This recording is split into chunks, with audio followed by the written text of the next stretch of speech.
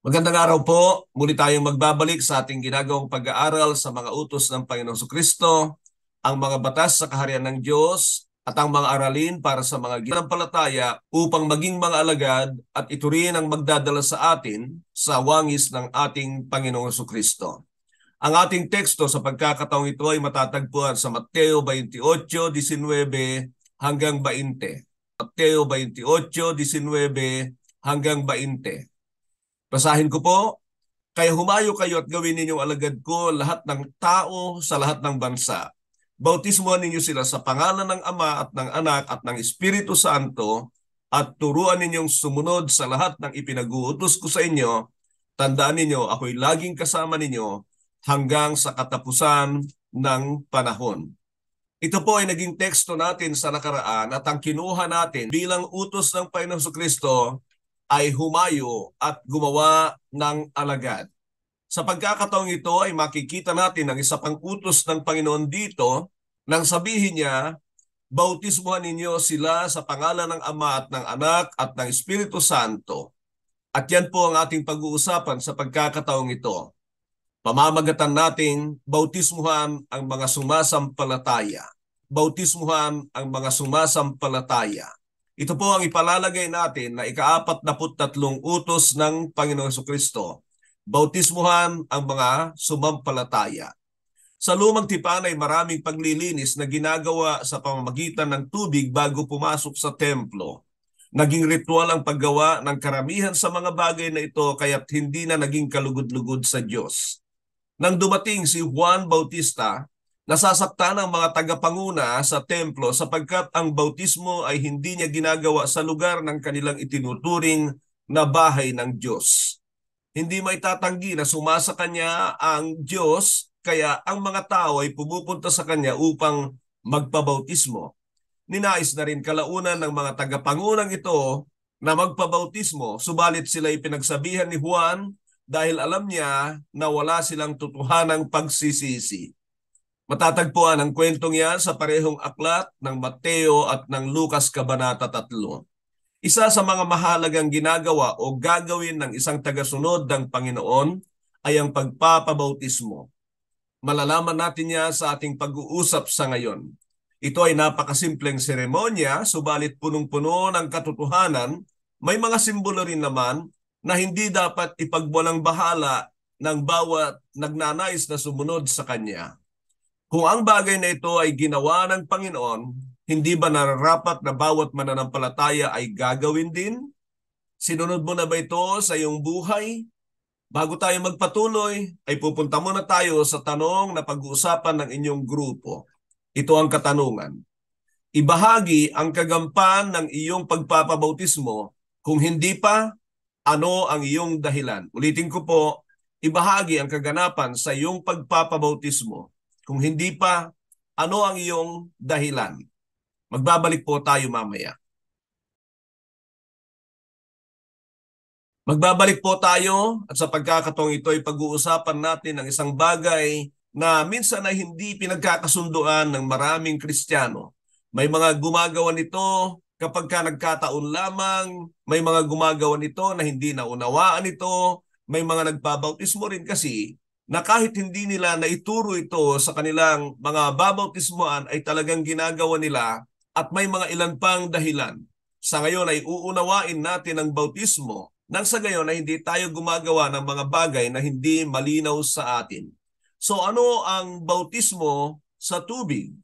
Ano ang bautismo sa tubig? Titingnan natin base sa sinasabi ng salita ng Diyos. Titingnan natin base sa sinasabi ng salita ng Diyos. Hindi ito tungkol sa ating tradisyon, hindi ito tungkol sa ating nais, kundi tungkol sa sinasabi ng Biblia tungkol sa bautismo. Number 1, sinabi ng Panginoon sa Marcos 16:16.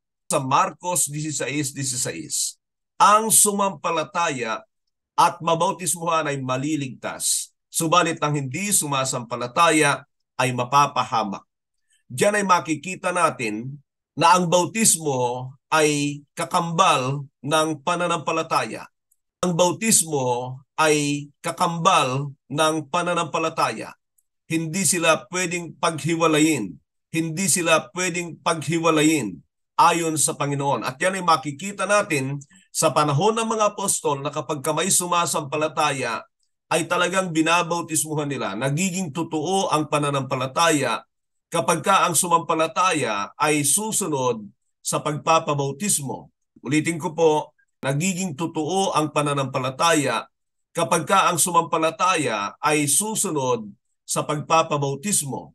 Gayon din naman na questionable ang pananampalataya ng tao na hindi magpapabautismo.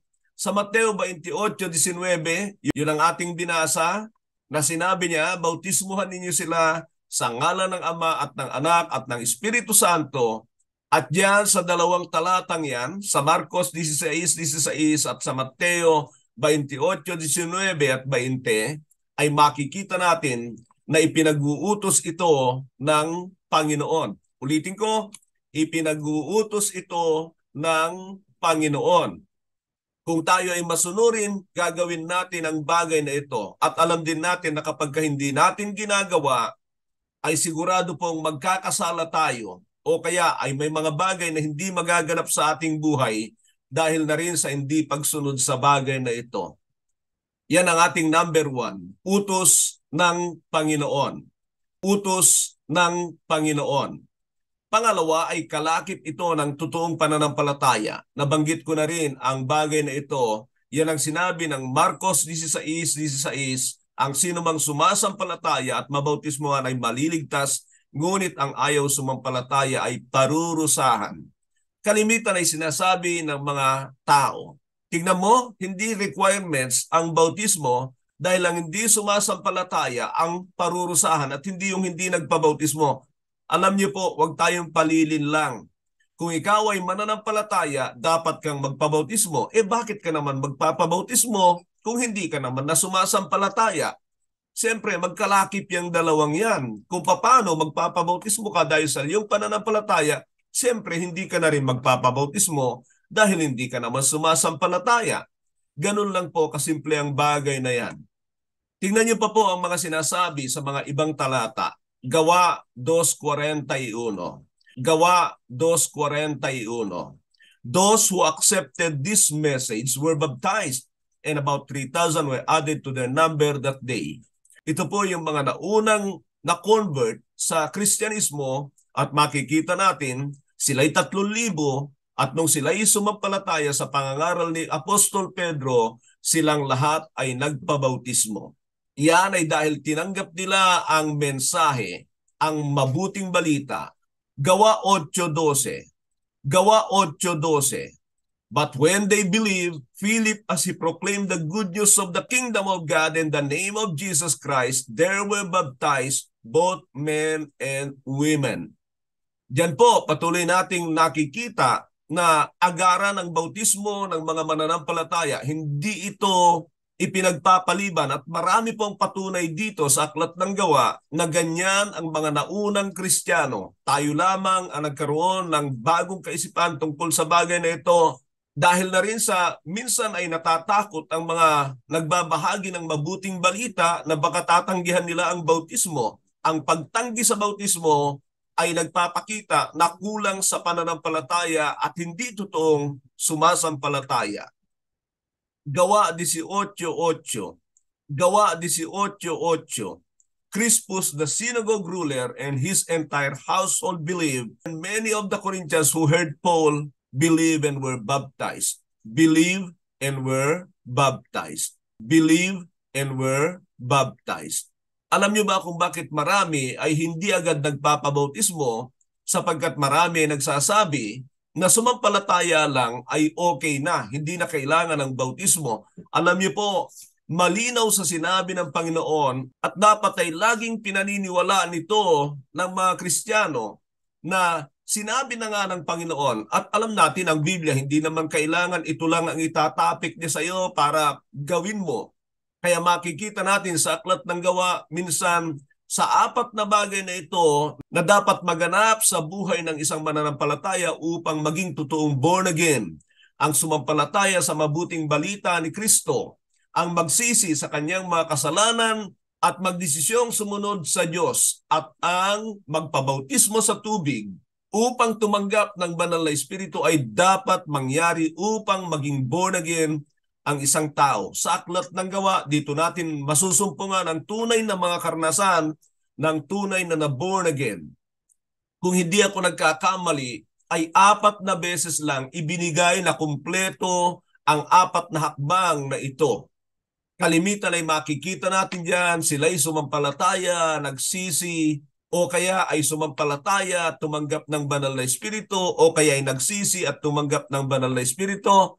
Pero sa mga salita ng Diyos ay makikita natin na hindi dapat pinaghihiwalay ang 4 na yan. Makikita natin yan sa mga susunod na babasahin sa atin. Ang mga iba kasi ay kinukuha lang yung nasa Efeso 2:8-9 na binanggit lang ang pananampalataya, sa aklat ng Gawa 16:31 na ginamit lang ang pananampalataya, pero malinaw na kasi na paulit-ulit na sinasabi na magkakasama ang pananampalataya kay Kristo o sa mabuting balita tungkol kay Kristo, ang pagsisisi, ang pagpapabautismo at tumanggap ng banal na Espiritu. Katulad ng sabi ko, hindi naman dapat ay laging nandoon ang 4 na yan para paniwalaan natin. Minsan sa mga pangangaral na ganyan, pagka sinabing sumampalataya ay nasa isip kaagad ng mga apostol nung araw na yan ay kalakip na ng pagsisisi at pagpapabautismo, at para ma-born again ay kailangan tanggapin nila ang banal na Espiritu. Unawain po natin ang katotohanan yan. Ang pangatlo natin ay kalakip ng totoong pagsisisi. Kalakip ng totoong pagsisisi.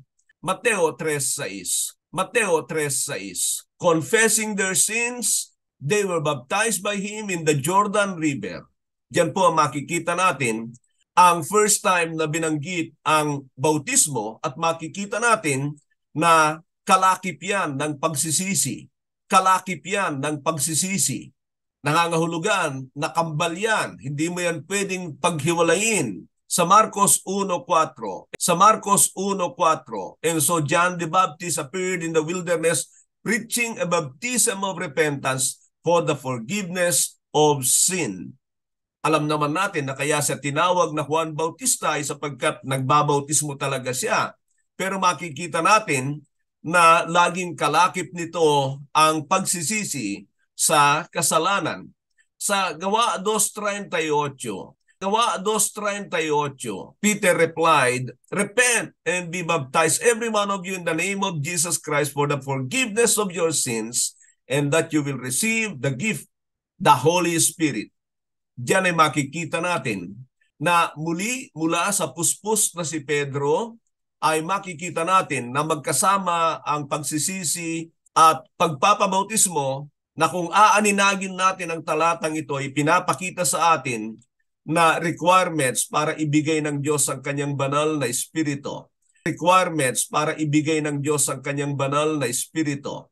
Ngayon, meron pong karanasan sa Acts chapter 8. Kung gusto po ninyong basahin, na may isang tao doong nagngangalang Simon na manggagaway na sumampalataya, nagpabautismo, pero kalaunan ay makikita na walang palatandaan na nagtataglay siya ng Espiritu ng Diyos.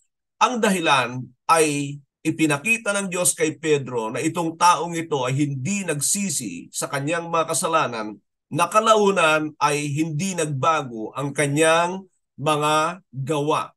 Yan ang mangyayari kapag hindi nagsisisi ang tao. Hindi rin siya iiwanan ng dyablo at hindi maibibigay ng Diyos ang kanyang banal na Espiritu sa kanya. Ang ating pang-apat ay pagpasok sa tipan sa Diyos. Pagpasok sa tipan sa Diyos. Colosas 2:11-13. Colosas 2:11-13.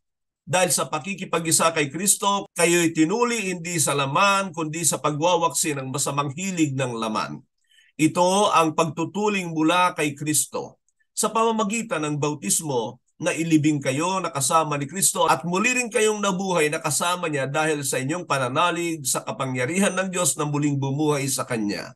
Kayong dating mga patay dahil sa kasalanan, Kayong mga hentil na hindi saklaw ng pagtutuli ayon sa kautusan ay binuhay ng Diyos na kasama ni Kristo, pinatawad niya ang ating mga kasalanan.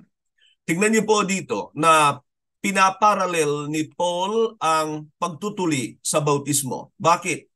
Kasi ang pagtutuli ay tanda ng pagpasok ng mga Israelita sa tipan sa Diyos. Doon sa Genesis chapter 17 ay makikita natin na ipinag-utos ito ng Diyos sa bawat salinlahi ni Abraham. At ang sino mang hindi matutuli ay papatayin. Bakit? Kasi Israelita siya pero tinatanggihan niya ang pagtutuli. At alam ba ninyo sa Exodus Kabanata 4 ay muntik ng patayin ng Diyos si Moises dahil di siya natuli, hindi dahil ayaw ng mga magulang niya, kundi dahil siya ay ipinanganak sa panahon ng Gestapo sa Egypt. Dahil doon siya ipinanganak ay hindi nagawa ng kanyang mga magulang na siya ay tuliin, na kalaunan nung isugo na siya ng Diyos ay natuklasan na hindi siya tuli at muntik na siyang patayin ng Diyos. Ganyan din naman ang halaga ng pagpapabautismo, na kailangan ay magpabautismo ka upang ikaw ay pumasok sa tipan sa Diyos. At yan din ang dahilan. Kaya ang Panginoon ay nagpabautismo hindi para patawarin sa kanyang mga kasalanan, kundi bautismo ng pagpasok sa paglilingkod sa Diyos, dahil alam niya ang aral na muntik ng patayin ng Diyos si Moises na maglilingkod sa Diyos. Isusugo siya sa Ehipto para sa mga Israelita pero hindi pala tuli. At ayaw ng Diyos na tayo ay maglilingkod na hindi tayo nagpabautismo o kaya ay sabihin natin pumasok sa tipan sa Kanya. At isang bagay pa, pag binasa ninyo ang Gawa 19:4, Gawa 19:4, may mga mananampalataya doon, may mga nagsisisi na doon, nagpabautismo sa bautismo ni Juan, subalit muli silang binautismuhan ni Apostol Pablo dahil yung bautismo ni Juan ay para lamang sa pagsisisi, subalit kailangang magpabautismo ang mga mananampalataya sa New Covenant ng bautismo sa pangalan ng Panginoon Jesucristo upang sila ay pumasok sa tipan sa Diyos. Walang karapatan ang isang tao na maglingkod sa Diyos kung wala siyang tipan sa Diyos, at wala rin siyang karapatan sa mga pangako ng Diyos, wala siyang kaligtasan kapag hindi ka pumasok sa tipan ng Diyos. Yan ay dahil wala ring obligasyon ng Diyos sa iyo para iligtas ka. Ang ating panglima ay kamatayan sa ating lumang pagkatao. Kamatayan sa ating lumang pagkatao. Ganito ang sabi ng Roma 6:4. Hindi ba ninyo alam na tayong lahat na nabautismuhan kay Kristo Jesus ay nabautismuhan sa kanyang kamatayan? Sa makatuwid, tayo'y namatay na at inilibing na kasama niya sa pamamagitan ng bautismo upang kung paano binuhay muli si Kristo sa pamamagitan ng dakilang kapangyarihan ng Ama, tayo rin naman ay magkaroon ng panibagong buhay. Tingnan nyo, mahalaga po sa mga mananampalataya ang mamatay sila sa kanilang lumang pagkatao. Ang Diyos ang gagawa niyan. Papatayin nito ng Diyos ang ating lumang pagkatao. Iba pa kalaunan yung tayo ang papatay sa ating mga kagustuhan ng laman, Colosas 3:5. Pero unahin muna natin ito dahil ang Diyos ang gagawa nito. Pag tayo nagpabautismo, siya ang gagawa nito at malaki na ang kapangyarihan na magagampanan natin yung susunod na pagpatay sa ating mga gawa ng laman dahil nasa sa atin na ang Espiritu ng Diyos. Pangalawa ay hindi ka rin mabubuhay para sa Panginoon kung hindi ka mamamatay sa pamamagitan ng bautismo. Makikita natin yan dito sa ating mga talata na binasa. Pang-anim ay paglilinis sa ating mga kasalanan. Paglilinis sa ating mga kasalanan. O nakakapaglinis ba ang bautismo sa kasalanan? Alam niyo po, lahat ng mga ito ay hindi natin nakikita na nangyayari sa ating buhay, pero sa Diyos, ginagawa niya ito kapag tayo ay nagpabautismo. Iyan ang himala ng bagay na ito. Ganito ang sabi ng Gawa 22:16. Gawa 22:16. And now, what are you waiting for? Get up, be baptized, and wash your sins away, calling on His name. Diyan ay makikita natin na talagang ipinag-utos ng Panginoon kay Pablo na agad tumayo at magpabautismo na ang sinasabi niya ay upang malinis ka sa iyong mga kasalanan. Akala natin ang tubig ay panlilinis lang sa dumi sa ating katawan. Pero sa Diyos, kapag ginawa natin ito ng may pagsunod, ang Diyos ang gagawa para linisin ang ating mga kasalanan. Ganito pa ang sabi ng Tito 3:5. Tito 3:5. He saved us not because of our righteous things we have done, but because of His mercy. He saved us through the washing of rebirth and renewal by the Holy Spirit. Yan yung panahon na tayo inililigtas ng Diyos, pero makikita nyo, involved ang bautismo sa tubig. Alam niyo kung bakit ko gustong ipaliwanag ng malinaw ito ay sapagkat maraming nagtuturo ng mga nagsasabing Kristiyano na hindi katulad nito at ito'y kanila lamang mga haka-haka. Ipagpapatuloy ko muna ito. Number 7, pagdaramit sa atin sa katuwiran ni Kristo. Pagdaramit sa atin sa katuwiran ni Kristo. Galatia 3:27. For all of you who were baptized into Christ have clothed yourself with Christ. Ano pong ibig sabihin niyan? Dahil tayo ay nilinis na ng Diyos, ngayon ay dadamitan tayo ng katuwiran ni Kristo. Hindi makikita sa atin ang katuwiran ng Panginoon Jesucristo hanggat hindi tayo nalilinis ng Diyos, at yan ay sa pamamagitan ng ating bautismo. Basahin nyo lang ulit yung Tito 3:5 at aninagin nyo maigi at makikita nyo na dyan ay nililinis tayo ng Diyos. Nangangahulugan yan na naalis na sa atin ang ating mga kasalanan at dinamitan tayo sa katuwiran ni Kristo. Wala tayong magagawa sa bagay na yan kundi paniwalaan at sundin lamang ang pagpapabautismo. Pangwalo, paghahanda sa pagtanggap ng banal na Espiritu. Paghahanda sa pagtanggap ng banal na Espiritu. Nabasa natin yung 2:38 ng Aklat ng Gawa. Repent and be baptized, every one of you, in the name of Jesus Christ, for the forgiveness of your sins, and that you may receive the gift of the Holy Spirit, o the gift, the Holy Spirit. Sana naman ay paliwalaan natin si Apostol Pedro na puspos ng banal na Espiritu. Napakapresko ng pagdating ng banal na Espiritu, bagong-bago. At alam ko na hindi magkakamali si Pedro nang sagutin niya ang katanungan ng mga sumampalataya sa kanyang pangangaral. Brothers, what shall we do? Tanong nila. At ang sagot ni Pedro ay ito. Repent and be baptized, every one of you, in the name of Jesus Christ for the forgiveness of your sins, and so that you may receive the gift, the Holy Spirit. Ang kaloob po diyan ay banal na Espiritu, hindi yung mga kaloob ng banal na Espiritu. At maalala rin naman natin ang sinabi ng Panginoon na unless a man is born of water and Spirit, he cannot enter into the kingdom of God. Kung papansinin niyo, mauuna ang bautismo ng tubig, pagkatapos ay ang bautismo ng banal na Espiritu.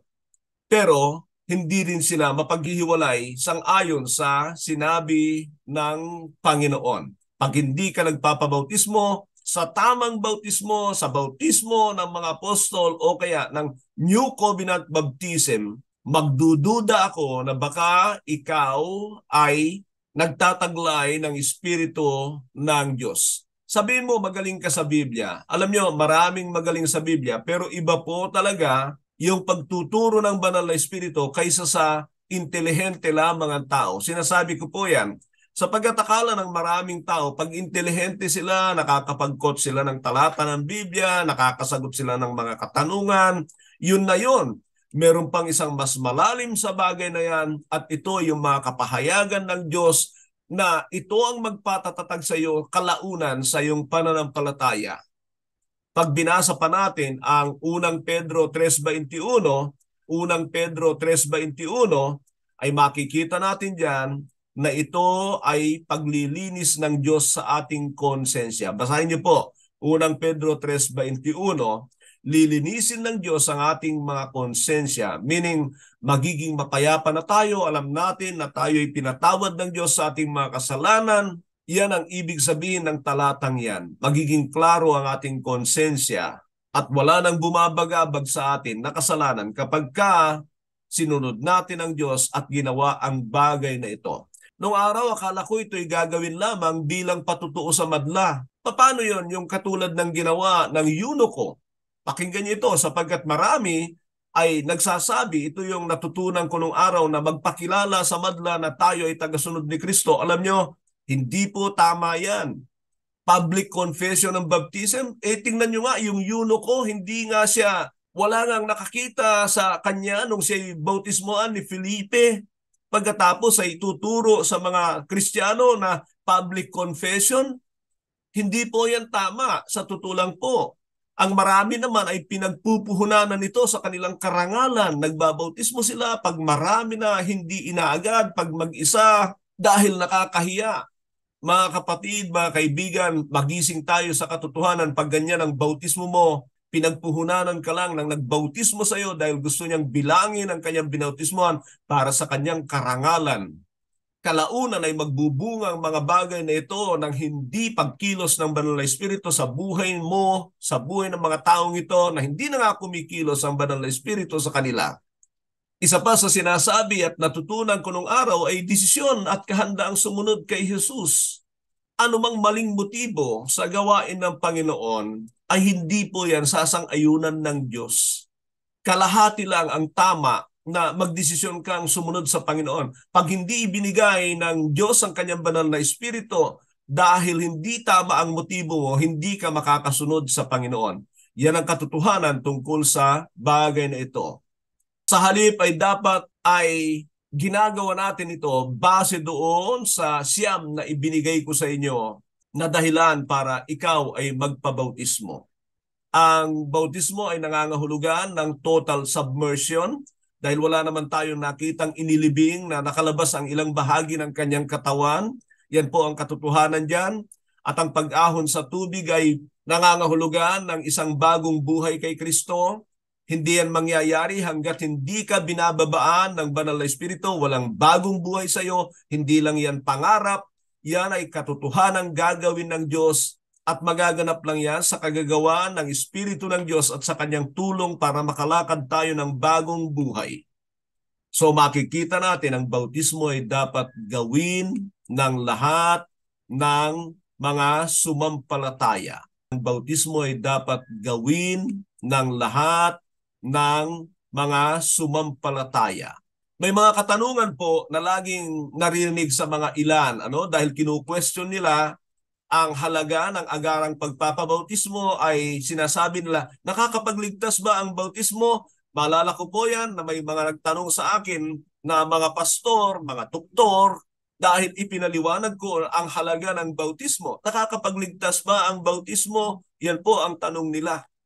At ang sagot ko sa kanila ay isa lang ang tagapagligtas, si Kristo. Wala tayong may ambag sa kanyang ginawa doon sa krus, kumpleto niya yon para sa ating kaligtasan. Pero kaya ipinapangaral ang mabuting balita ay para tumugon tayo. At ang tugon natin ay kailangan natin sampalatayanan yung tungkol sa ginawa ng Panginoong Jesucristo na yon. Kailangan tayong magsisi, kailangan tayong magpabautismo. Dahil kung hindi mo gagawin ang tatlong ito bilang tugon mo sa mabuting balita ni Kristo, hindi ka rin bibigyan ng banal na Espiritu, hindi ka nilinis sa iyong kasalanan. Kaya makikita natin na bagamat si Kristo lang ang nakakapagligtas, hindi ka maliligtas kung hindi ka tumugon ng sang-ayon sa kanyang nire-require sa iyo.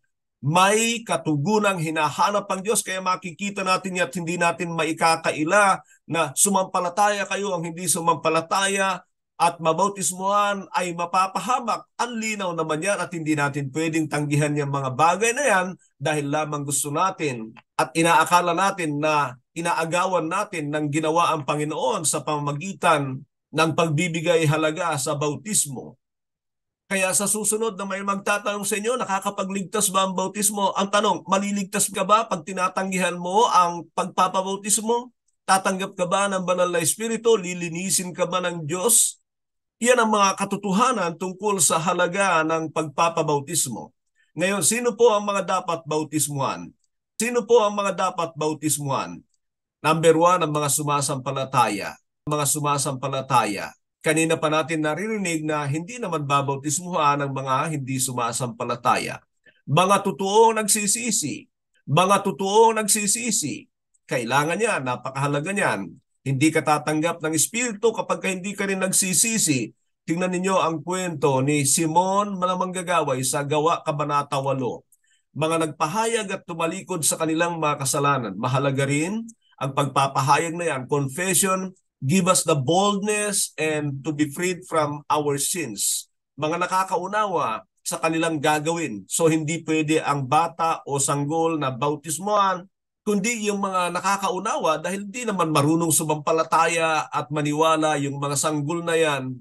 Kaya hindi tama yung sanggol na bautismuhan.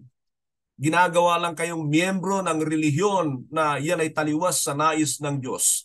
At mga taong nagpapasya sa kanilang sarili. Tingnan ninyo yung mga nagpasya sa kanilang mga sarili, sila ang mga nagpupunta sa lingkod ng Diyos. Hindi sila pinipilit sa kanilang mga bahay. Sila ang mga nagpupunta o kaya ay nagsasabi sa mga lingkod ng Diyos. Malala niyo yung eunuko na sinabi niya, anong dahilan para hindi ako mabautismuhan? Meron pa ba?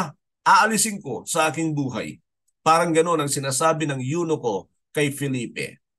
Tayo po ngayon ay darako sa ating pangwakas at hinihiling ko na iyuko mo ang iyong ulo at nais kong pakinggan mo maigi ang mga katanungang ito base sa ating tinalakay sa pagkakataong ito. Kung hindi ka pa nagpapabautismo, ano ang iyong dahilan? Kung nagpabautismo ka na, iniwanan mo na ba ang makasalanan mong buhay at sumunod ka na sa Panginoong Hesus? Kapag nagpabautismo ka at bumalik ka sa kasalanan, ngunit ngayon ay nagbabalik loob sa Diyos, nais mo bang magpabautismo ulit? Nais mo bang sundin ang utos na ito ng Panginoon? Dito tayo magtatapos sa utos number 43, bautismuhan ng mga sumampalataya. Bautismuhan ng mga sumampalataya. Naniniwala ako na kapag ikaw ay susunod sa Panginoon, mayroong karampatang gantimpala na nakalaan sa buhay mo, hindi material na bagay, kundi mga spiritual na bagay na gagawin ng Diyos sa iyong buhay dahil sa iyong pagsunod sa bagay na ito. Sumagana nawa ang biyaya ng ating dakilang Ama sa atin. Magandang araw po muli sa bawat isa.